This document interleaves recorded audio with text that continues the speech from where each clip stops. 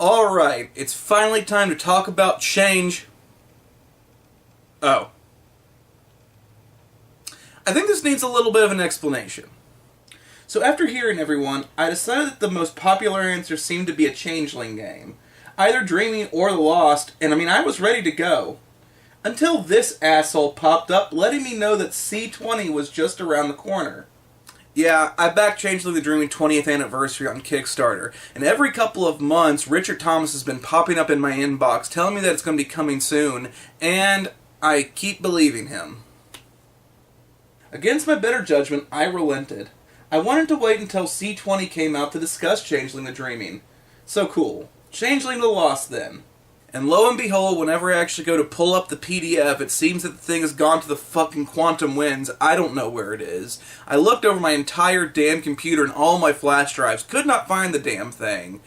So, I tried to find one online, and I can't find one that does not come complete with 69 different viruses attached to it. So, I kind of hit the deadline snag.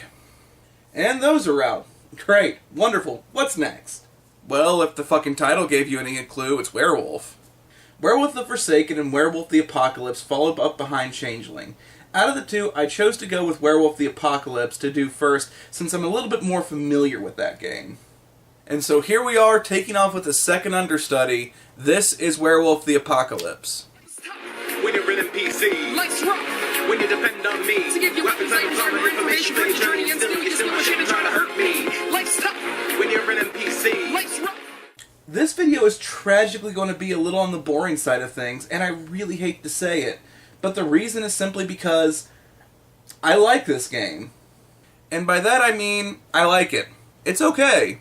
I like it. I thoroughly enjoy it. I don't gush over it like Spirit of 77, and I sure am not going to tear it apart like I did with Call of Cthulhu D20. It's just there.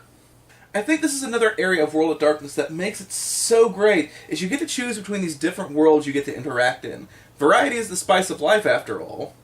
But tragically, a werewolf was never something that I was usually into. Werewolf was just a little too nature-oriented for my liking. And please, do not get me wrong, I'm not saying that this game is bad or anything. What I'm saying is this game is just not really for me. A lot of it I think I can go back into the city versus country dynamic. I am a city person through and through. I love the city, I feel at home in the city. I will take heavy traffic and pollution any day over vast open wilderness. When it comes to who's going to shoot me, I would prefer it's a guy who's actually going to mug me for my money, as opposed to the drunken country dude who mistakes me for a fucking deer.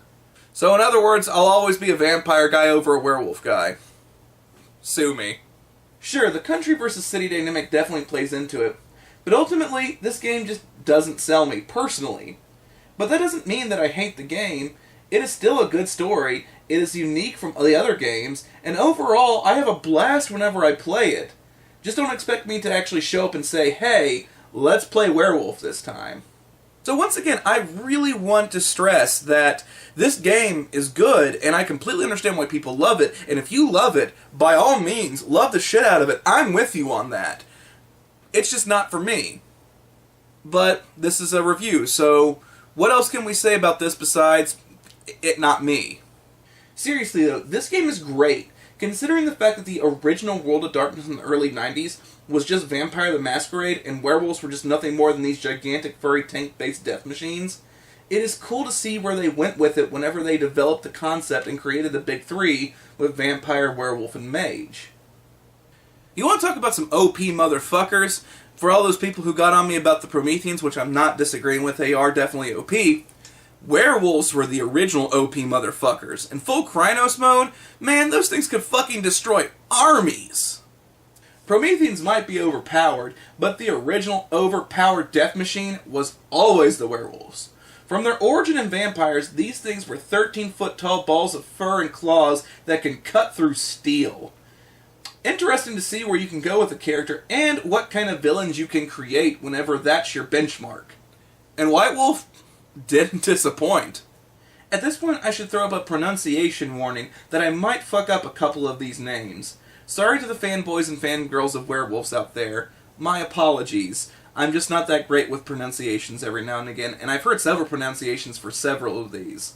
So, that's my excuse. Werewolf, or Garou in this game, are the last great warriors of the earth who must fight off the cosmic forces from tearing it apart. In this world, there are three main cosmic forces: the Worm, the Weaver, and the Wild. The Weaver spins reality into patterns, the Wild is raw, unbridled creation, and the Worm is just pure chaos. The Garou believe they have been created by Gaia as a means of protecting the Weaver and the Wild from the Worm. Tragically, the Garou are fighting a never-ending battle with chaos, and, well, they're kind of losing whenever you start playing. I love this type of story, just because the protagonists show up typically when the fight is over and the best that they can hope for is to break even. The Garou are dying out due to their strange breeding patterns and the fact that they've been fighting what can best be construed as Azathoth itself on a regular basis. You gotta give these guys credit. They actually did make a pretty good last stand against the fucking evils of the cosmos. Unlike the typical two-choice wombo combo, you have three options to choose from when it comes to character creation. You first get to choose your breed, whether you start as a Homid, or born human, Lupus, born wolf, or Metis, which is a sterile, deformed offspring of two werewolves getting frisky with one another. Then you have to choose your auspices, due to the fact that werewolves are connected to nature and the moon, of course. Of course! It is understandable why you would take this route. Dependent upon the moon you are born under is what kind of personality that your character is going to have. Ragabash are born under the new moon and are known as tricksters. Therouge are born under the crescent moon and are known as mystics. Philodox, born under the half moon, are judges. Galliard, born under the gibbous moon, are filled with passion and hot tempers. And finally the Arun, born under the full moon, who are natural-born warriors. Nature versus nurture aside, this is pretty fucking cool. Finally, you got the 13 different tribes that werewolves have separated into. This is one of my favorite parts, honestly. This is the reason why I love Vampire the Masquerade, is for all the different clans, and for Werewolf, all the different tribes. You have the Black Furies, effeminate staunch defenders of the wild, the Bone Gnawers, nasty mangy dog-like characters, Children of Gaia, who believe in harmony over violence, Fianna, which are typically focused on Celtic lore, the Get of Fenris, which are harsh Norse warriors, Glasswalkers, the werewolves who love the cities, like me, Red Talons, who have a hate for humanity and are only in Lupus or Metis forms, Shadow Lords, the curmudgeon leaders of the Garou, Silent Striders, Roma and Vagabond, similar to that of the Ravnos, Silverfangs, the ancestral leaders of the Garou, Stargazers, other tribe converts who believe in balance in all forms, Uktena, of Native American descent, and finally Wendigos, who are a more pissed-off version of the Native American descent. Once more, awesome. Especially since there's Glasswalkers for the city slickers like me out there. So who do these guys fight? Well, fun fact, you have a ton of dudes that you can fight. Not only does the Worm have vampires that werewolves hate, they also have Black Spiral Dancers, which are basically evil werewolves, Cultists, Banes, and Pentex, a shadow corporation who wants to fuck with Gaia. So good! You have so many great villains to fight. Vampires, evil corporations, cultists, evil werewolves, all wrapped up into this giant ball of pure, delicious chaos. Werewolf sold me here. That is what I'm talking about. Unlike other games that you either have weak enemies or lack of enemies, Werewolf literally have to fight off the hordes of chaos and have to do it together. They have to work together in order to take on this evil, even while they bicker amongst themselves. This is World of Darkness. So much evil, backfighting, infighting, all in the name of just taking on pure chaos and kind of losing. It's beautiful. It's the World of Darkness I love. There are several games out there that I will play before I pick up Werewolf. The setting just doesn't sell it to me. But man, is this game satisfying though. It is completely understandable why people love it and this is their favorite game of all time. It is an excellent story, and a shit ton of fun, especially if this is in your wheelhouse. While it isn't typically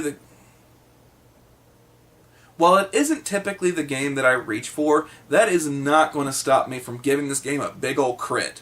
This game is amazing, and you should certainly play it, especially if this is in your wheelhouse. If you like werewolves, if you like the nature settings, pick this up. You will have an absolute blast. And with that being said, I'm taking off. Please, like and subscribe for more from me. And also, please, go get on Richard Thomas and tell him to please finish C20 so that I can enjoy that and so that we can all enjoy that.